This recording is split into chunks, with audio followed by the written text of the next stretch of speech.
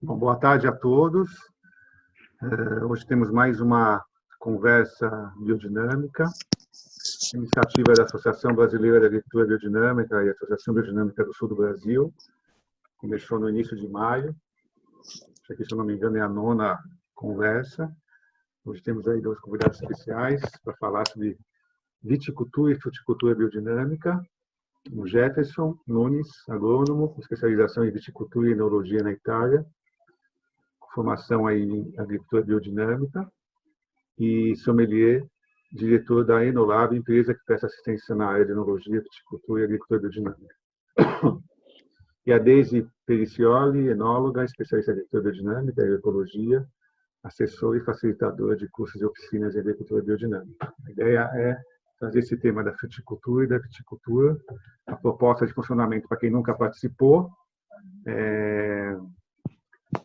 A gente vai fazer 30 minutos de apresentação deles, trazer esse tema, algumas fotos, e depois a gente abre para 30 minutos para um diálogo com quem está assistindo. Pode ser feito perguntas tanto pelo chat ou mesmo levantando a mão depois, ao vivo também. Tá bom? Com vocês, Jefferson e Deise. Muito obrigado. Deise, começa tu então, querida. Claro, então, muito obrigada, né, Cavalheiro. Antes de mais nada, quero agradecer o convite especial aí feito pela ABD e a ABD Sul para estar participando e compartilhando um pouquinho dessa jornada na agricultura biodinâmica, que é ainda recente para mim, né, são 8 anos apenas, e desenvolver hoje um bate-papo sobre essa área que é a viticultura biodinâmica. Então, eu também gostaria de agradecer vamos dizer assim, ao convite da BD Sul. Eu e a Deise tivemos a felicidade de estudar juntos na nossa famosa turma 58, né, em Botucatu. Eu acho que foi uma turma muito legal, nós pegamos ali um grupo excelente e foi muito proveitoso, vamos dizer assim. E eu estou trabalhando já com viticultura há muito tempo, faz 30 anos que eu trabalho com viticultura, mas especificamente com viticultura biodinâmica faz também 8, 9 anos que a gente está trabalhando. Tem muitas dificuldades que a gente teve no mercado, principalmente ligado a uma forma errônea das pessoas acharem que a biodinâmica ajuda a vender vinho. E eu acho que a gente tem que trabalhar num projeto em que todos estejam engajados com a história da biodinâmica. Eu vou mostrar depois algumas fotos que eu fiz aqui, em que a turma a família está lá com as crianças, dinamizando, fazendo a aplicação. Então, se o proprietário entendeu que o conceito da biodinâmica é da gente criar vamos dizer assim, esse organismo agrícola em que todo mundo está participando, que vai melhorar o contexto todo da propriedade, eu acho que vai dar muito certo. Se não, eu já tive clientes que começaram com aquela ideia de querer ganhar dinheiro em cima da biodinâmica e não entender que ele tinha que interiorizar a biodinâmica. Acho que tu também teve alguma experiência muito negativa nesse sentido também, né, dona Deise? Eu acho que esse é o nosso calcanhar, né, Jefferson? Porque eu acredito muito que quem passou aí pelo Instituto Wellcome, teve a oportunidade de fazer a formação que a gente fez, tem uma vivência ímpar, né, que muda completamente a vida da gente, transforma. E aí a gente consegue depois levar para a prática essa vivência muito, muito forte e com muito fundamento filosófico. E eu acho que isso do desafio principal do início do projeto é a gente conseguir alinhar a expectativa de quem está nos contratando, né? Então, fazer com que a pessoa consiga entender que a gente está fazendo uma agricultura espiritual. E aí a gente precisa realmente fazer um novo com ferramenta nova. A gente tende a fazer um novo com o pensamento antigo, morto, né? Que é dessa agricultura convencional. A gente passar até ontem, como eu costumo brincar, né? Ontem eu usei veneno, hoje eu quero amanhecer usando o calendário biodinâmico, usando 2 preparados biodinâmicos, e amanhã eu quero ter um solo vivo, e no 7º dia eu quero ter um organismo agrícola. Então esse eu acredito que seja o grande calcanhar mesmo que a gente tem, né, que é para conseguir tornar esse organismo vivo, né, essa viticultura viva. Então, eu concordo contigo, esse alinhamento de expectativa é fundamental para a gente poder desenvolver um projeto de não só sermos meros aplicadores de preparados biodinâmicos, mas de verdadeiramente a gente ir no caminho de da gente se tornar um artista da terra. Eu acho que é isso, Jefferson. Eu também, e eu acho que uma das coisas mais importantes que a gente precisa começar com os projetos é, primeiro, fazer com que o produtor entenda que a viticultura e a fruticultura, pelo menos para nós aqui no sul do Brasil, é uma atividade econômica extremamente viável, né? Os valores de faturamento, de rentabilidade que o setor do vinho proporciona é interessante, mas existem muitas dificuldades. A gente sabe que o nosso clima aqui no sul, principalmente no Rio Grande do Sul, para nós ele é um grande complicador. A gente tem excesso de umidade, chuva muito forte, isso aí na primavera pode provocar sérios problemas de doenças, mas existem armas, né? Eu no início eu estava todo preocupado, não encontrava alternativas. Hoje, graças à ajuda de outros profissionais, estou trabalhando com homeopatia, a Deise também trabalha com homeopatia agrícola. O João Nabuco nos ajudou um monte a desenvolver instrumentos que nos permitiu a melhorar, vamos dizer assim, a resistência das plantas. Então, eu separei algumas fotos, desde quando, de vez em quando, tu quiser parar, tu me interrompe, né? Aqui, na verdade, eu acho que é super importante que o produtor ele comece a produzir algum preparado na propriedade. Então, aqui é em Farroupilha, ali perto de Pinto Bandeira, na Vinícola Monte Astral, que é um projeto que começou do zero com a biodinâmica. Então, a gente fez aqui, desenterramos os preparados biodinâmicos. Foi feito, aqui já é um outro projeto, também em Pinto Bandeira, da família Toqueto. Eles plantaram em 2018 o vinhedo.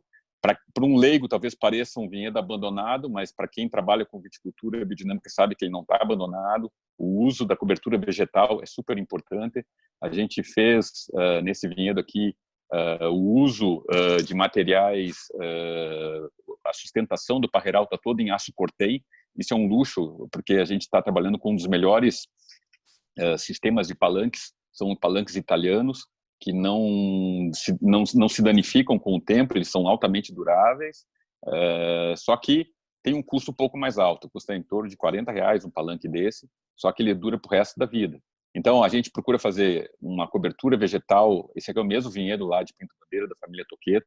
Se vocês observarem, vão ver que tem aqui uma população de uma quantidade muito grande de plantas na adubação verde. Nós tivemos a felicidade de receber aqui em Caxias do Sul o Federico Orsi, que veio fazer uma palestra, que é um produtor de viticultor biodinâmico da região de Bolonha, na Itália, e que eu tive a oportunidade de conhecer os vinhedos dele, e ele me passou uma dica muito legal de trabalhar com um coquetel de sementes. Algumas sementes eu não encontrei, mas aqui nós temos trevo encarnado, trevo branco, cornichão, aveia preta, centeio, cevada, e essa população extremamente variada permite que a gente consiga ter o solo rapidamente ficou coberto, né? E as plantas de parreira estão quase que perdidas ali no meio. Não sei se estão conseguindo visualizar, né? Mas está bem pequenininha ali. Desde quer me ajudar de repente com alguma observação, de repente tenhas visto? Não, eu acho que super isso, né? Eu acho que a gente tem que desconfiar quando a gente chega num vinhedo que aquele solo tá limpo, né? Que não tem essa cobertura verde. Eu aí desconfio. Se eu vou visitar um lugar, a pessoa diz, eu não faço biodinâmica, eu vejo aquele solo limpíssimo, né? Que parece que foi recém-carpido, aplicado alguma coisa.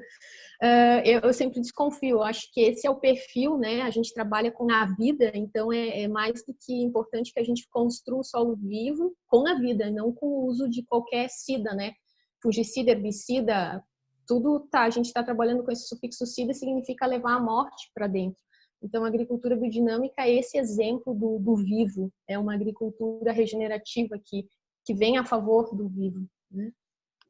Esse pomarzinho aqui, esse vinhedo, é um vinhedo muito pequenininho, tem 1 hectare apenas, tem Pinot e Chardonnay, está dentro da futura denominação de origem de espumante Pinto Bandeira, aqui na Serra Gaúcha.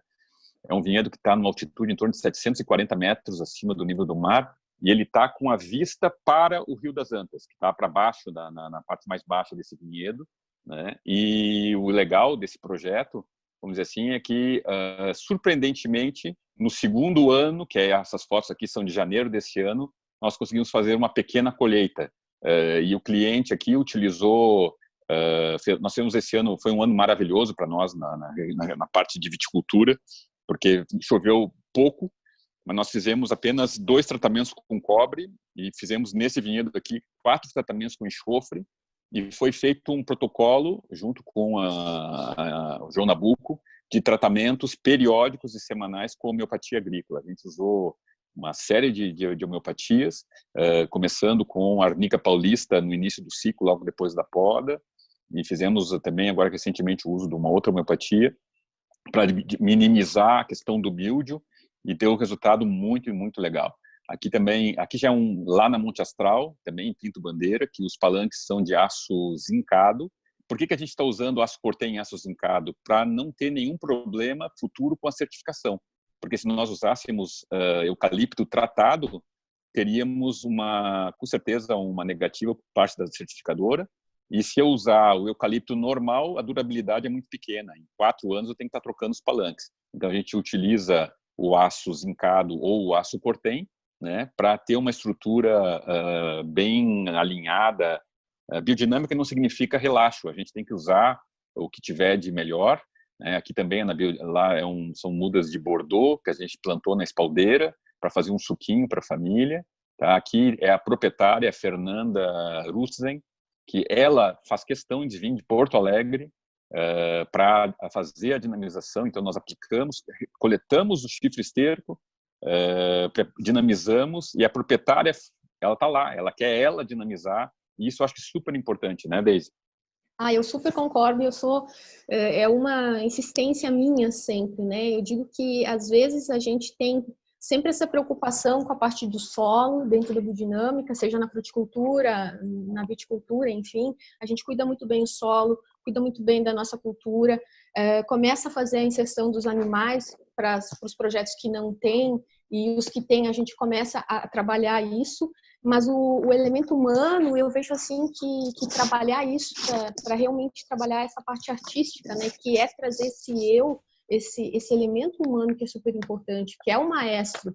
Então, se a gente não tem o proprietário envolvido diretamente, fica sempre mais difícil. Por mais que toda a equipe seja engajada e que seja feito dinâmicas de grupo, que você esteja ali o tempo todo trabalhando, eu acho que conseguir alinhar isso tudo é extremamente importante para ter sucesso, né? Eu acho que eu lembro nas nossas aulas, o René sempre mostrou muitos casos, e nos congressos também, daqui da América Latina, a gente vê esse trabalho conjunto, né, de estar vendo o pessoal da equipe também lá trabalhando com atividades artísticas e dinâmicas para estar exatamente inserido no projeto como um todo, né? Não só da forma intelectual, eu entendi o projeto e eu quero que vocês, né, consultores, vão lá e apliquem para mim, mas muito mais essa coisa de integrar.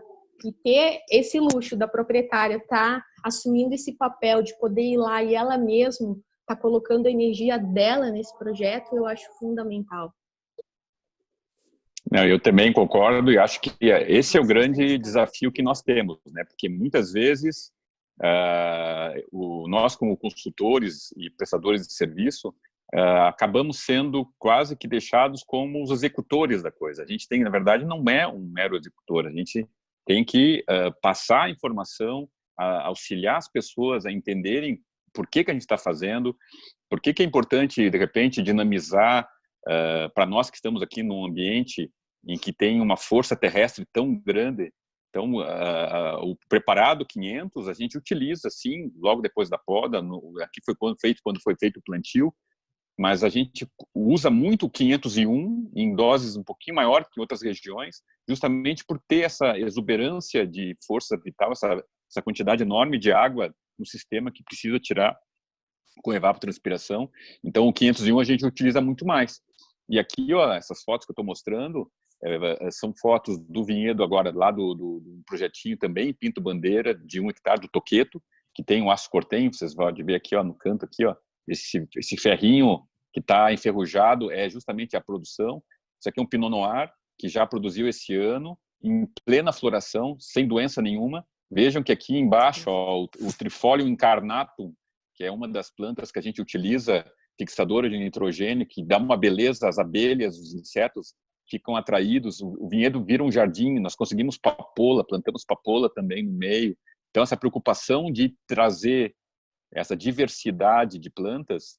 Outra coisa que a gente usa muito, o pessoal aqui na Serra adora alcachofra, então a gente trouxe sementes biodinâmicas de alcachofra da Itália, semeamos as sementes, introduzimos essas sementes no projeto. Aqui é uma foto panorâmica lá da vinícola Monte Astral, em Pinto Bandeira. A gente plantou um monte de girassol para justamente trazer os pássaros no segundo momento, mas principalmente as vespas e as abelhas, para que elas tivessem condição de se alimentar. Então, a gente semeou o girassol num ponto nobre do projeto, com a vista no fundo, aqui vocês veem o vinhedo, né? O girassol floresceu super bem, e esse projeto é um projeto muito pequeno do ponto de vista de área, nós temos 9,7 hectares, mas de uma diversidade muito grande. Os proprietários deram carta branca para que a gente criasse um organismo que antes era monocultivo de pêssego. Essa propriedade aqui era uma propriedade que só tinha pêssego. Hoje ela tem, dos 9,7 hectares, tem 2,7 hectares de vinhedos, e vai ficar nisso. Tem 1 hectare de azeitona, tem uma área de roça para a família, que tem ali as alcachofras, tem milho, que serve depois para as galinhas. Depois, uma parte muito grande de área de mata, que é preservado, que a gente vai lá fazer as reuniões, curtir uma cachoeirinha que tem dentro, um riachinho que passa dentro. E depois foi mantido agora, ontem eu estava trabalhando, inclusive, lá para concluir, uma área que tinha um pomarzinho pequeno de caque, que foi retirado para nós plantarmos uma pastagem biodinâmica, onde nós usamos apenas o que é permitido, né, o fosfato natural, calcário, adubação orgânica, para semear essas pastagens, para daqui a poucos meses entrar com ovelha, galinha, pato, ganso, peru, ou seja, trazer o animal para dentro do organismo agrícola.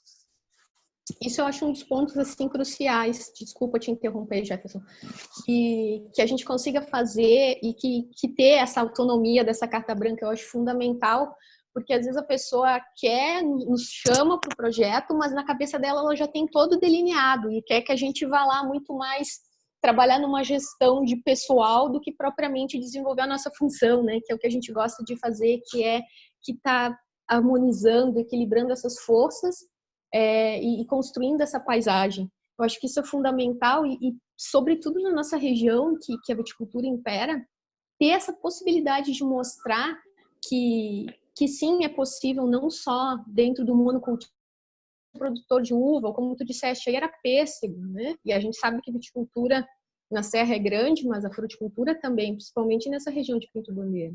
Então, você conseguir fazer esse trabalho de não só trabalhar com a uva, mas a uva fazer parte desse organismo é fundamental. Eu até hoje não peguei um projeto de implementação de vinhedo, que aí a gente tem essa carta branca muito mais digamos, autonomia, né, para trabalhar. Normalmente eu pego conversão de vinhedo, e aí que às vezes vem essa questão de chegar e encontrar plantas que foram botadas na terra no período errado, não foi feita a nutrição adequada, faltava irrigação, a pessoa às vezes não tem o conhecimento básico da viticultura, não digo nem da biodinâmica, né? E esses desafios têm que ser sempre reparados. Então, quando a gente faz a conversão, às vezes eu sinto essa dificuldade que é um ritmo que a gente precisa para desintoxicar um solo, para corrigir uma nutrição que não foi feita adequadamente. Isso leva um tempo. E aí é que nem tu falaste no início, às vezes a gente acaba... Os projetos terminam porque a pessoa já tem na cabeça dela um formato e ela quer o resultado tão rápido quanto é quando a gente usa uma adubação química. E eu sempre digo, gente, não tem como fazer milagres. né? A homeopatia a gente sabe que funciona super bem, mas ela não vai exterminar, né? Porque na agricultura biodinâmica a gente não quer a morte, a gente quer a vida, a gente precisa equilibrar a formiga, o milho, os desafios são grandes. Mas eu acho que isso que tu consegue fazer, de começar um projeto do zero e avançar, a gente percebe aí um vinhedo de 2 anos. Tem lugares que eu entro que já está 3 anos plantado e que, tipo, a sensação que tu botou ontem, entende? Então, são muitos desafios que a gente encara, mas ainda assim eu posso garantir, e os teus resultados comprovam isso, né? Para a gente que está nesse meio, que visita lugares, não só aqui no Brasil, como fora também, que é possível. E é possível tanto com meio hectare, como é possível com 600 hectares, com 900 hectares, como tem muitas vinícolas aqui na América Latina. Então, eu acho que vale muito a pena. E quando eu vejo as fotos dos teus projetos aí, eu acho que eu fico ainda mais encorajada. Não, encorajada eu acho que é a palavra errada. Entusiasmada com isso, cada vez mais. E aqui, só para te pegar o gancho, eu também tenho alguns projetos de reconversão, que não é o caso dessa foto aqui. Esse aqui era um projeto que já era cultivado por manejo biodinâmico, mas que estava um pouquinho judiado, vamos dizer assim, o pessoal não estava cuidando dele tão bem quanto merecia. Na verdade, era comida para formiga. Então, tivemos que cuidar de equilibrar o ambiente, fazer uma adubação adequada, e foi muito legal que já no primeiro ano de um pouquinho mais de atenção, em que os proprietários, a Monte Astral, ele comprou um outro vinhedo lá em Monte Belo, de 1,3 hectares, de Riesling, Chardonnay e Pinot. E nós conseguimos colher, e já fizemos a colheita. Aqui está a proprietária, a Fernanda, que também estava dinamizando lá na outra terra, em Pinto Bandeira, está aqui no outro projeto dela, em Pinto Bandeira. Dá uma olhada na sanidade Lógico, tem uma manchinha e outra de míldio, tu vê que não é uma planta convencional, do vinhedo convencional, mas chama atenção justamente essa situação que, se a gente dedicar, a produção foi muito pequena. A gente colheu aqui 300 quilos de Pinot numa área de 0,3 hectare. Mas eu já fiquei contente porque a planta respondeu. Ela estava ali precisando de um estímulo. A gente entrou também aqui com homeopatia, fizemos adubação verde e ela respondeu. Então, eu acho que é interessante. A questão da viticultura é um baita desafio para nós. Existe uma dificuldade maior das pessoas de querer achar que vai dar certo. A maior parte está tendo resultado muito legal com as uvas de mesa, para fazer suco ou para uva de mesa, né? No caso, a Isabel, a Bordeaux e a Niágara. A vinífera, ela é mais, exige um pouco mais de cuidado, mas eu acredito que a gente consiga ter um resultado, com certeza, muito bom. Eu vou, enquanto a Deise faz complementa, eu vou entrar com algumas fotos de fruticultura para a gente finalizar desde essa primeira parte, depois a gente entra com mais, como é que se diz, com o restante da palestra, pode ser? Pode, claro, pode colocar as fotos. Eu vou aparecer a minha cara aqui 2 segundos e já vou entrar com mais algumas fotos aqui, enquanto tu me ajuda a complementar aí, tá bom? Não, claro. Eu acho que, assim, trazendo um pouco isso que tu trouxe de exemplos, de envolvimento, então, dos proprietários, da gente ter essa possibilidade de conseguir inserir o animal, que é equilibrar a astralidade, que é fundamental. E é o calcanhar, né? A gente diz assim, para não se tornar, como tu bem colocaste, um alimento de formiga, esse olhar e esse carinho constante no parreiral. Porque, às vezes, o pessoal tem uma ideia um pouco equivocada, principalmente para quem não é da viticultura, como eu digo, quem não é colono, não se criou no meio, que é... eu plantei, eu fiz a adubação, plantei as minhas vinhas e tá legal, e depois na colheita eu venho aqui colher e tá tudo certo. Então, é muito bacana esse movimento de muitas pessoas terem esse interesse de produzir o seu vinho e tá querendo produzir seus vinhedos, mas também eu acho que buscar esse apoio, né, no início do projeto é fundamental, porque eu vejo muitas pessoas que investem pesado e de forma sem esse acompanhamento, e acaba desistindo logo ali na frente porque realmente não teve esse assessoramento desde o início. E eu acho que acaba que fica mais caro. Às vezes as pessoas têm a dizer assim, eu não vou pegar um assessor porque é caro, mas no fundo o investimento que ela faz sem saber, eu acho que ela acaba perdendo muito mais, né, do que tendo esse acompanhamento do início. É a mesma coisa. Eu me lembro que eu tentei ser autodidata com a biodinâmica e só me ferrei, né? Porque, na verdade, é impossível entender a biodinâmica sem fazer o curso em Botucatu, né? Então, na hora que eu fui fazer o curso em Botucatu, aí que eu comecei a decifrar e comecei a entender a grandeza que é a antroposofia, a biodinâmica e a aplicação nisso na agricultura. Desde, rapidamente, eu vou dar uma pincelada aqui com alguma coisa com fruticultura, que eu acho que, para nós, no sul do Brasil, também é uma alternativa importante, até porque, dentro do contexto de compor o organismo agrícola, é fundamental que nós tenhamos outras frutas, tanto para consumo da família, ou para comercializar, ou para servir de alimento para a fauna que está ali dentro desse organismo agrícola.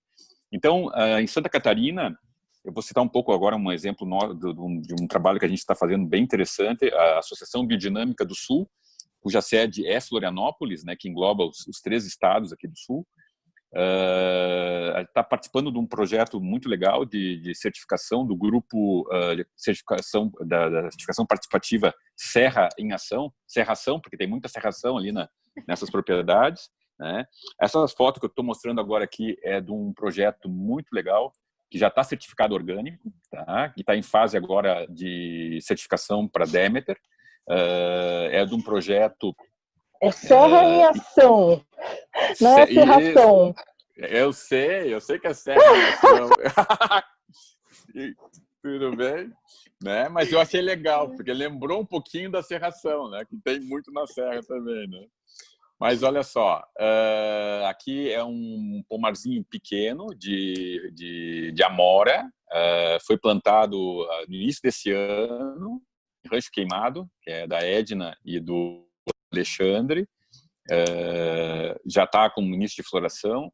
Aqui também está o pomar dele, ó, vejam, tem irrigação, é bem interessante, fizemos um trabalho bem legal.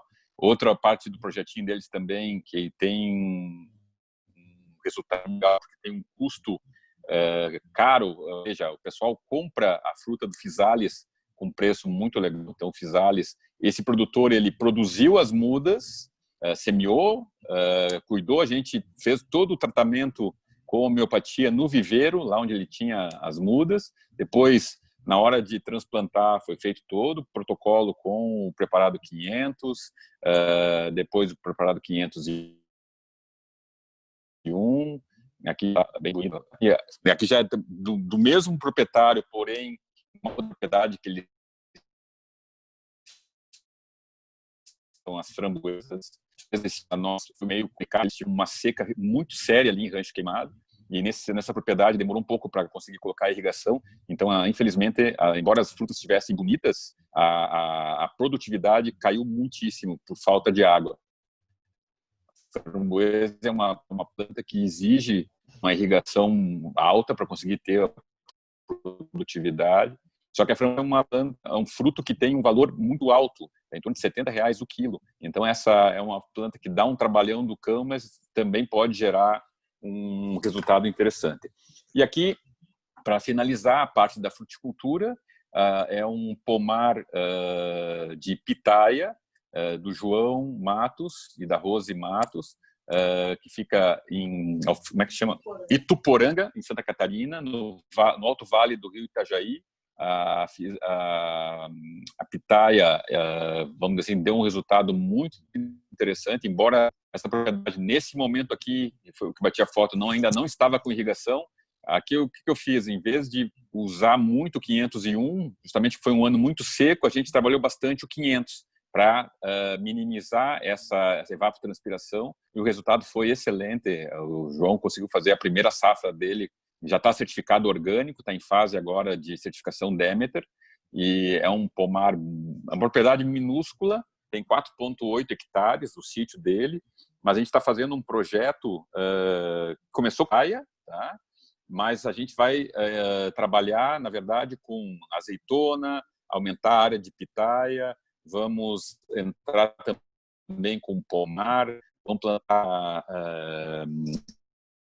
lúpulo, muito pequeno, mas que tem, vamos dizer assim, uma diversidade enorme em relação a esse conceito do organismo agrícola. Deise, contigo para a finalizar o tempinho e abrir as perguntas. As tuas framboesas agora me fizeram lembrar de um projeto ATER que também a gente foi realizado pela BDSU, e que eu tive a oportunidade de participar em alguma das etapas, que também era com viticultura. Eu não estou lembrada agora o município exato que era, no problema aí é de memória, né? Mas eu lembro que ele tinha os vinhedos e que começaram a vir espontaneamente as framboesas. E aí ele passou a roçadeira e aquilo espalhou.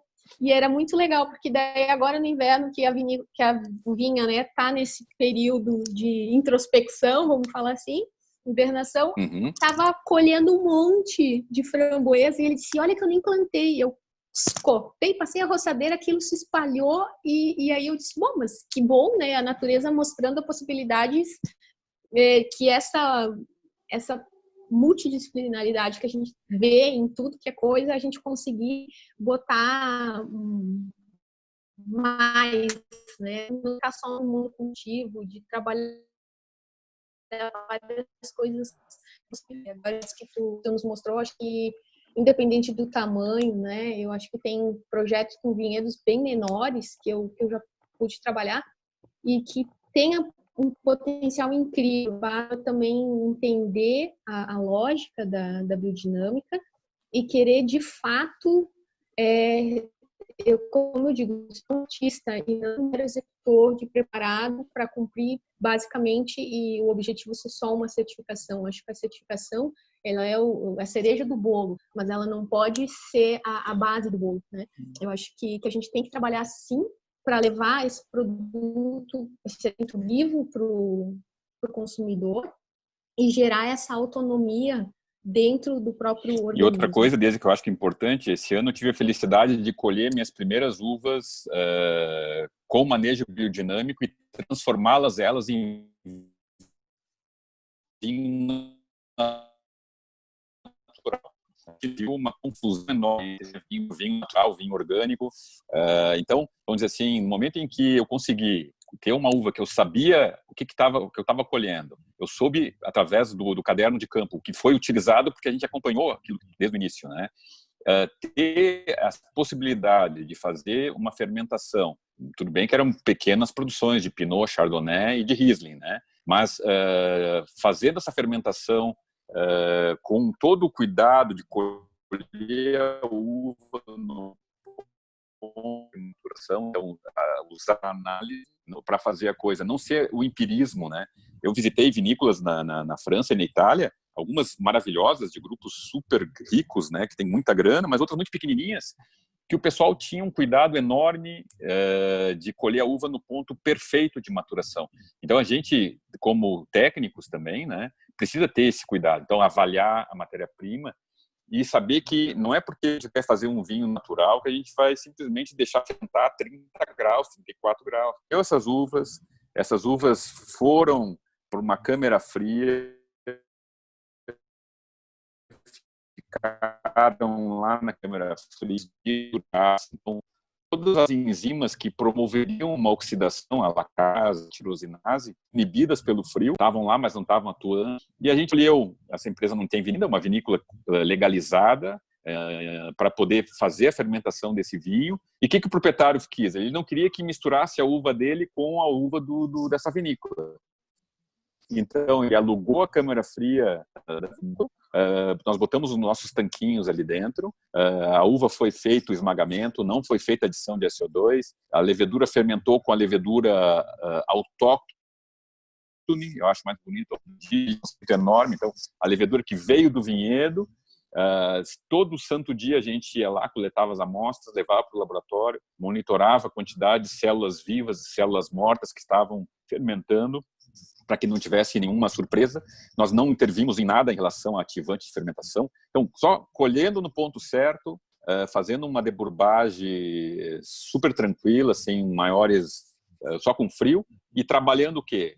Com temperatura controlada e análise. Os vinhos ficaram muito legais. Nós fizemos petenate também, algumas garrafas de espumante, fermentação ancestral.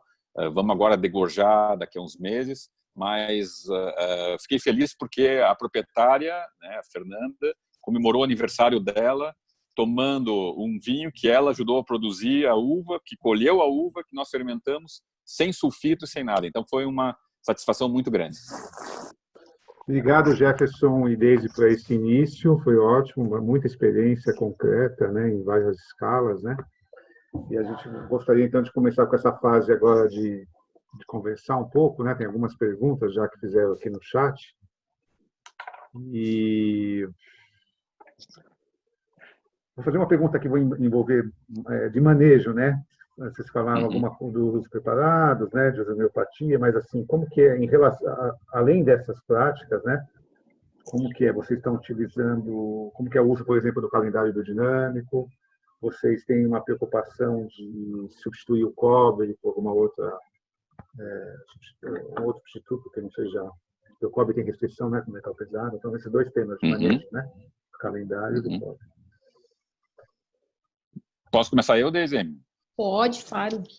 Então, o calendário biodinâmico a gente usa para tudo, na verdade, Pedro. Para você ter uma ideia, até nas degustações, a gente está seguindo aquela tabelinha do René, do calendário da Argentina, em que, dependendo do dia, tu vai ter um vinho em que tu vai perceber que os aromas estão muito mais presentes, se tiver em dia de flor. Então, a gente usa realmente para tudo. Então, para poda, desfolha, desbrota, desponta, colheita. Então, a gente segue o calendário. Os nossos clientes, eles já se programam as vindas deles para os vinhedos para fazer uma aplicação de um preparado, ou mesmo para fazer uma atividade específica com o calendário. Então, o calendário é fundamental. Como são projetos muito pequenos, é possível que nós consigamos fazer para tudo. Para colheita, por exemplo, Chardonnay, esse ano nós colhemos frente à constelação de Libra, que é uma constelação de ar que facilita, potencializa a questão dos aromas dos vinhos. Tá? Então, a gente utiliza tranquilo. A gente tem feito, eu particularmente tenho utilizado muito a homeopatia agrícola, para substituir e diminuir a quantidade do cobre.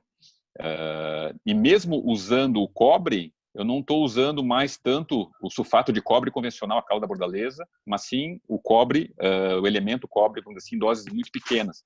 Isso tem dado resultado muito bom, tá? Até para não trabalhar com doses maciças. Então, o cobre a gente está diminuindo com o uso da homeopatia.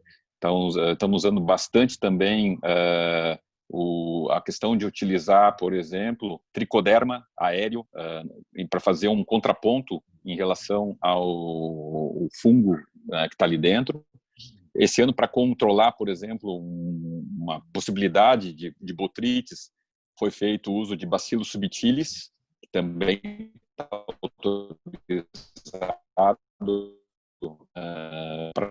o uso. Então, a gente faz esse manejo usando ativas. Realmente, tu vai ter uma situação mais extrema, mas temos que também levar em consideração que a safra desse ano foi uma safra maravilhosa. Tivemos um pouco mais de problema de chuva na primavera, mas depois de dezembro foi super regular as chuvas e muito pouca chuva. Então, não foi um problema tão grande de nós tivemos que cuidar o contrário, que é o oídio, que até os outros anos a gente não tinha tanto problema. Esse ano eu tive que me preocupar com enxofre, fazer aplicações de enxofre para controlar o oídio.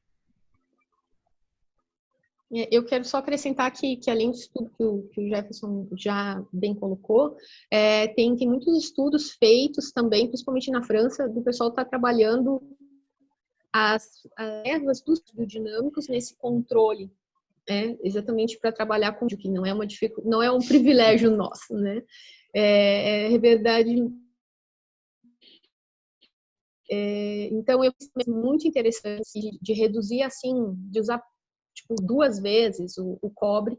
Eu, particularmente, também tenho uma resistência imensa, exatamente por essa questão de metal pesado, e a gente sabe que, principalmente na nossa região, são toneladas de cobre jogada nesse solo desde sempre.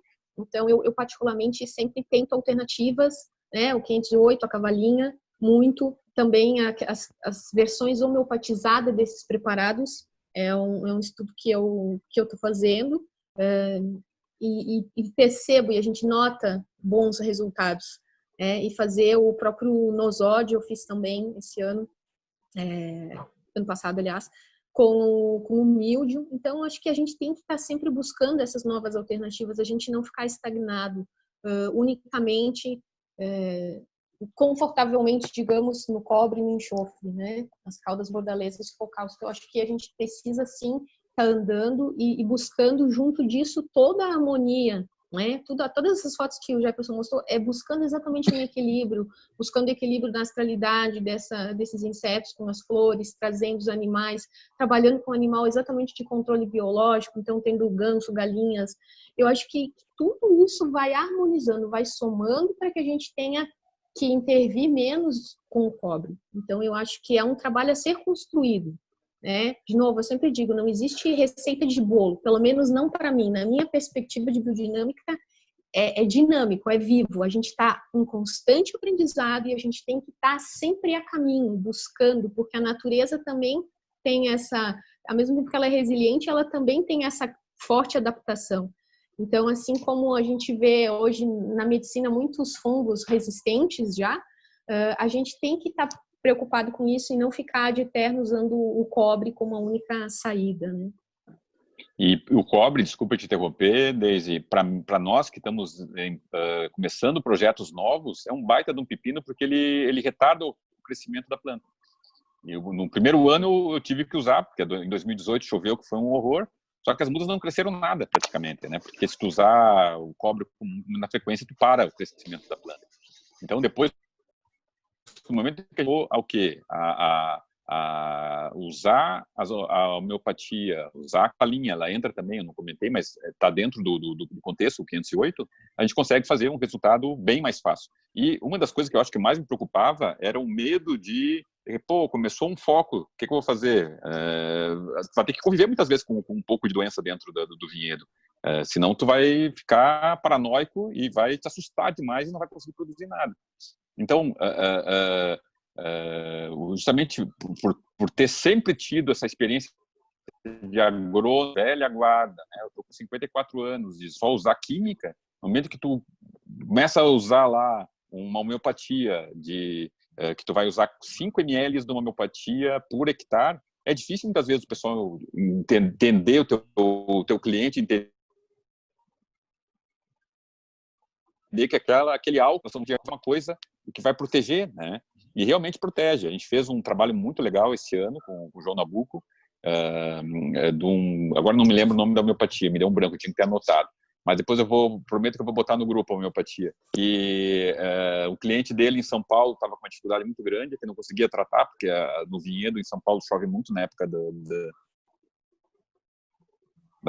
verão, feito tanto durante a semana toda com essa homeopatia e conseguiu secar o foco de míldio. Aí nós fizemos aqui já no outono nosso, em 4 vinhedos, dessas fotos que eu mostrei para vocês, que tinha um míldiozinho residual, e nós fizemos 2 aplicações na semana, depois repetimos 15 dias depois mais 15 dias secou o míldio. Então dá para conviver. Lógico, as produtividades talvez não sejam as mesmas que nós vamos conseguir com um vinhedo convencional, que tu vai utilizar lá um sistema super forte, que tu vai garantir que não vai ter nenhuma perda na floração. Mas aquilo que tu falaste, Deise, de o míldio não é um problema só do Brasil. Eu, em 2018, fui para Itália, fui para França, e eles tiveram uma primavera horrível, com muita chuva, e eu vi míldio em vinhedos na Toscana, vi míldio na França, os caras meio que desesperados também. Então, quando tem uma pressão forte para míldio, qualquer produtor biodinâmico em qualquer lugar do mundo vai sofrer e vai ter que saber que, de repente, vai ter que fazer um ajuste da produtividade. E eu acho que isso que tu falaste, assim, quando a gente tem que entender que a gente teve, acho que foi 2 anos atrás, um míldio comendo solto na serra, né? Foi difícil, assim. E foi difícil, foi difícil para nós biodinâmicos, mas também foi difícil para quem estava no convencional, que fazia, nem vou falar o número de aplicações, parava de chover, ia lá, parava, sabe? E também perdeu. O problema é que quando a gente entra demais com o veneno no barril, a gente tem que pensar na próxima safra. Se essa já perdeu, eu tenho que pensar já na próxima. No que eu vou trabalhar no ano que vem? E aí a gente que teve todo esse cuidado, foi afetado, obviamente, com todos os outros. A diferença é que o nosso vinhedo vai responder muito melhor no ano seguinte. porque ele não está tão intoxicado. Então, é isso que é difícil as pessoas entenderem. A gente não está dizendo que biodinâmica é o paraíso que nunca vai ter, até porque a gente sabe que a dualidade, as polaridades, são o que a gente está tentando equilibrar o tempo todo. O problema é que as pessoas querem que a semente germine sem que ela passe pelo caos, e isso é impossível. A gente não opera milagres. Então, se a semente precisa necessariamente passar por esse caos para germinar, a gente tem que estar ciente que a gente está trabalhando com a natureza, a gente vai ter sempre muitos desafios. E ainda assim, a natureza é tão abundante que mesmo quando a gente perde, a gente está ganhando. Tem que responder mais perguntas. Nós estamos estendendo demais aqui. Falamos muito. Eu vou fazer uma... Considerando que tem várias perguntas, tem muitas perguntas, eu vou tentar juntar uma pergunta mais ampla, né? Que mistura, assim, ampliar um pouco o que vocês já falaram, várias coisas de controle fitossanitário, né? Mas agora vamos entrar um pouco na parte de manejo. Tem algumas perguntas do tipo, de um lado, a questão genética, se existem algum estudo de variedades adaptadas ao manejo biodinâmica. Outra pergunta relacionada a consorciamento, né? Uma pessoa pergunta se é possível fazer algum tipo de agrofloresta, ou seja, consorciar uvas com outras frutas de clima temperado ao mesmo tempo, e a questão do manejo da cobertura, adubação verde na época da rotação da uva. Então, vou passar na tua frente de novo desde rapidinho e deixa eu complementando, tá? Esse ano, nesse projeto aí da Monte Astral, fez uma importação da Itália, do viveiro Rauchon, de 5 variedades que foram desenvolvidas para resistência para míldio, oídio e botrytis. Então, respondendo, Pedro, existe. A Europa está, vamos dizer assim, muitos anos na frente de pesquisa, obviamente, que o Brasil, né? Então, a gente sempre tem aquele empecilho do custo. Para vocês terem uma ideia, uma muda normal enxertada custa R$ 7,50 a unidade. E uma muda dessas geneticamente, que elas não são geneticamente modificadas, vamos entender, elas foram feitos cruzamentos normais, né? Só que elas foram selecionadas dentro do plantel e elas têm a resistência, está custando hoje em torno de R$ 30 cada muda. É um absurdo o valor a mais, entendeu? Só que a gente observou, foi o primeiro ano de plantio, que não, vamos dizer assim, a gente não foi um ano difícil, a safra de 2020, até mesmo para as variedades normais, né, que não têm a resistência, mas que elas têm uma facilidade, tem, com certeza, tem uma variedade que chama Cabernet Cortis, que ela simplesmente ela passa sem botrytis, né? Pode deixar com folha que não vai apodrecer. Trouxemos Sauvignon Cretos, trouxemos Merlot Eidos, várias variedades que a Rauchedo desenvolveu. Ela cruzou, na verdade, uma vitis vinífera com uma gênero para conseguir esse resultado. Então, isso funciona sem problema nenhum, só que o custo é muito caro. Então, tem que ter cacife para poder comprar essas mudas da Itália. Tá? Deixa eu ver se eu me lembro outra coisa em relação ao manejo da cobertura vegetal, pior dos vinhedos, tá? Não tem como liberar geral com a roçadeira. A roçadeira, essa roçadeirinha portátil, né, de fio, ela danifica muito a parreira, principalmente se for uma parreira muito pequena. Então tem que capinar ao redor. Esses projetos que eu estou começando, todos eles já estão previstos, a compra de um trator fruteiro de uma boa potência, de 75 CVs, e trazer para o Brasil, ou comprar aqui no Brasil, roçadeirinhas que são acopladas ao trator, que é um disco, na verdade, que vai, ele tem um sensor, ele entra dentro da linha do vinhedo e faz a roçada entre os pés de vinhedo. Então, precisa ter esse cuidado muito grande, porque simplesmente se deixar crescer demais essa adubação verde de inverno, ela abafa e aí começa a entrar a doença. Então, a gente mantém roçado entre linhas, ou passa o rolo-faca por cima para quebrar toda essa vegetação, e entre as plantas na linha, esses vinhedos que são pequenos, mudas recém-plantadas, tem que ser na enxada mesmo. Então, exige mão de obra e muita vontade de querer lá ficar 3, 4 dias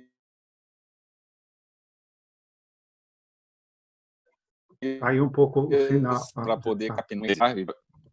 Voltou? Voltou. Sim, sim. E o tema do consorciamento que vocês têm experiência? Do consorciamento.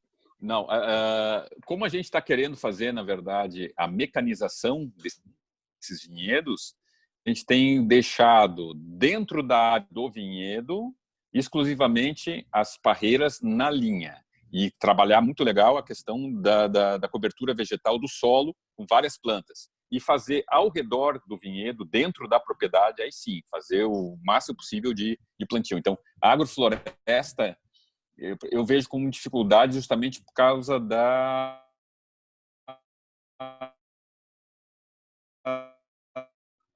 Caiu um pouquinho de novo, Zé. E de sérios problemas de... Voltou ou não? Voltou. Está caindo o sinal da internet. Conseguiu? Voltou? Tá. Voltou. Então, eu tenho alguma dificuldade de vislumbrar o agrofloresta com vinhedos, principalmente vinhedos de vinífera. Agora, uva de mesa, nós fomos pensar e de repente em fazer como antigamente os parreirais aqui na Serra de Isabel e de Bordeaux previa o tutoramento ao redor com árvores de plátano, de outras árvores que serviam de estrutura. Então, nesse caso de uma uva mais resistente, sem problema nenhum. Agora, a uva vinífera eu vejo com dificuldade. Eu acho que para complementar isso, essa parte, né, do que tu falaste, de fazer às vezes esses consórcios, né, na entrelinha que funcionam super bem. Então, já teve casos de cultivar a própria camomila, as ervas dos preparados biodinâmicos em entrelinhas, que acaba sendo uma ajuda, mas também no entorno a gente ter árvores frutíferas, desde que exatamente não cheguem numa distância que ela não chegue a fazer esse sombreamento. Então, isso sim, às vezes ocorre, porque eu lembro muito na minha infância, né, que ao redor dos vinhedos era como se tivesse tinha os figos, sempre tinha frutíferas, né, no entorno. Então, eu acho que isso sim se fazia muito antigamente e às vezes a gente perdeu um pouco exatamente por a questão da mecanização. Mas conforme o tamanho da área, desde que não entre com mecanização, eu acho que sim, é super possível começar a introduzir principalmente plantas que obviamente não vão fazer sombreamento. Então, assim, sistema agroflorestal, eu acho que a gente precisa ainda, eu acho que é meio inviável falando de vinhedo dentro, né? Mas assim, no entorno, de ter exatamente essa proteção e essa associação, eu acho bem importante. Só para complementar, nós temos um cliente no Paraná, uma suíça, que ela é criadora de cavalos e tem cavalos de esforço, de tração, né? Então, o vinhedo que ela está implantando, esse ano, o ano passado foi plantado os porta-enxertos, agora nós vamos fazer a enxertia.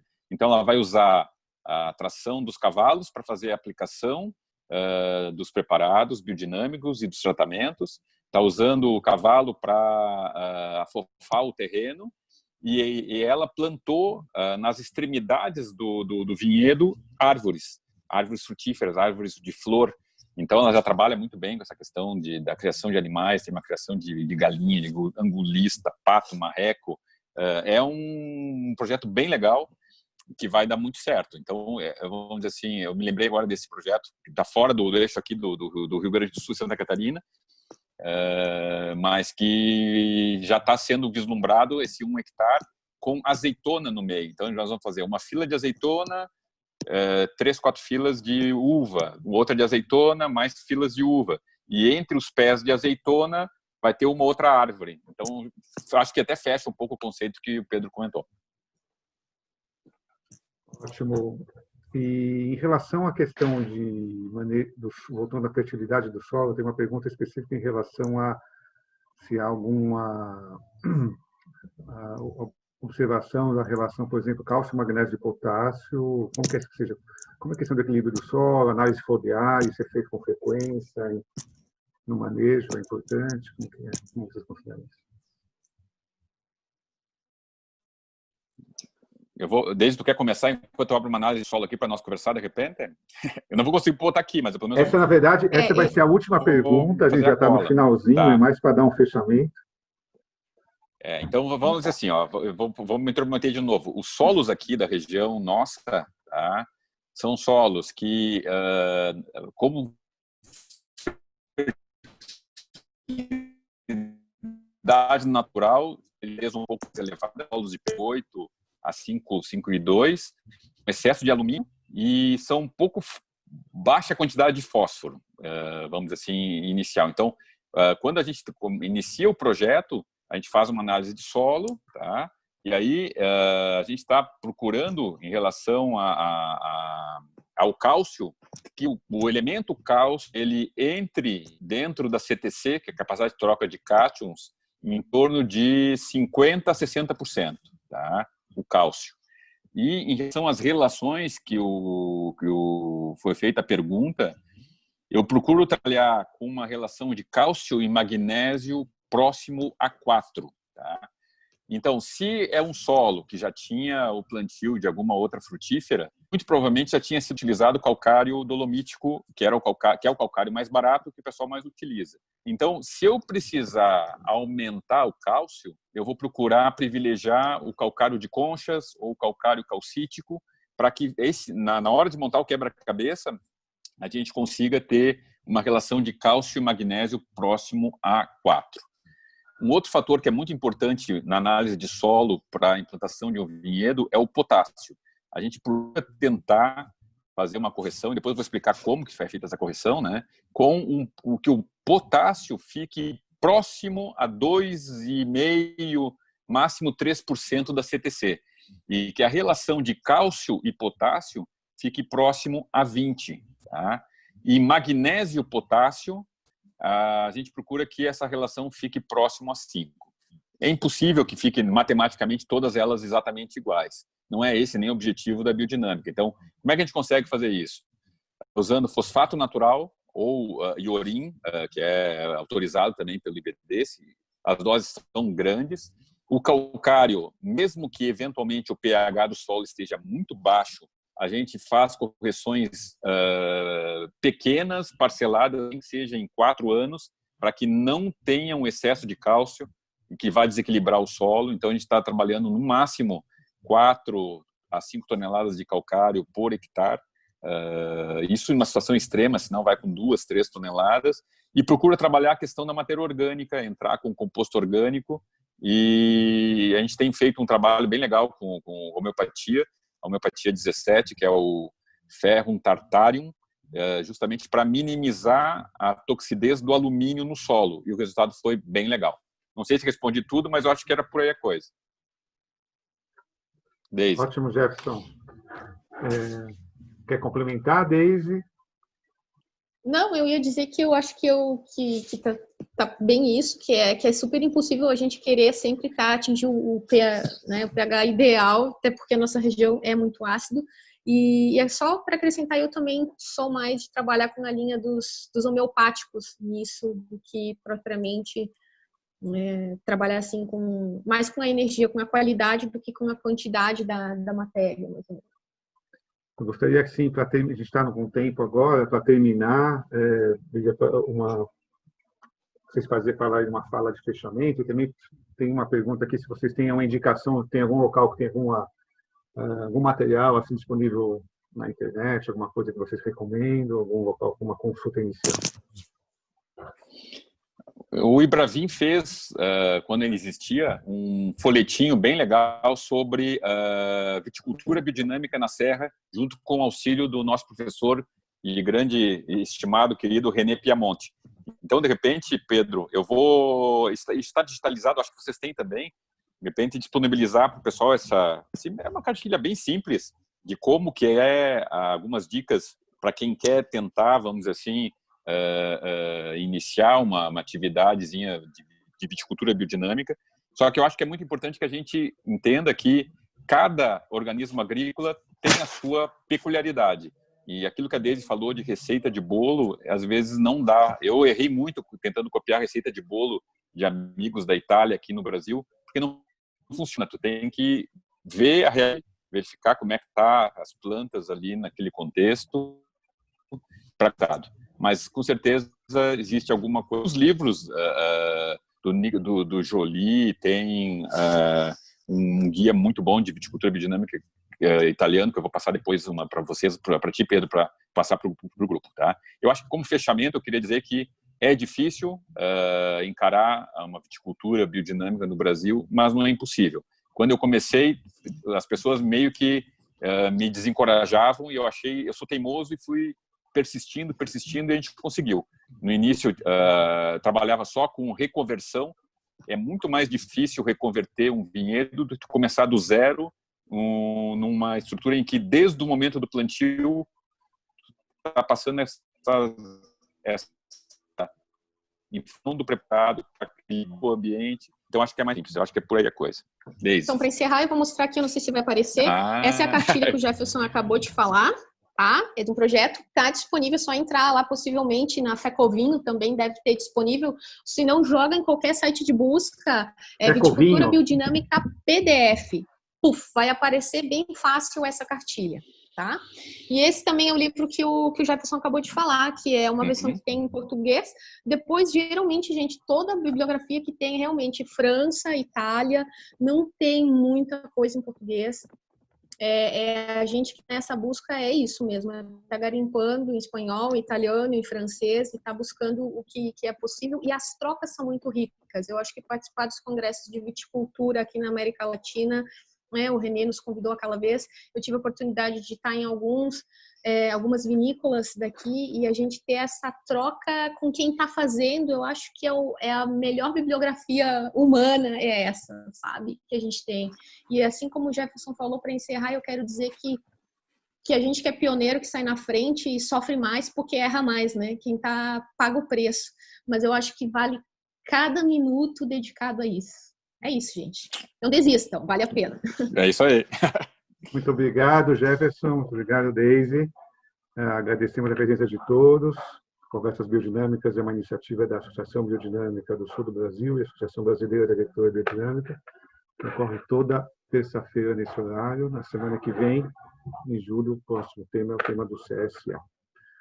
Isso vai estar disponível no nosso site, canal do YouTube. Todas as conversas estão disponíveis. Quem não assistiu, quer divulgar, vai estar disponível lá. Muito obrigado, uma boa noite a todos. Boa noite. Até mais. Tchau, tchau. Boa noite, obrigada. Tchau, tchau.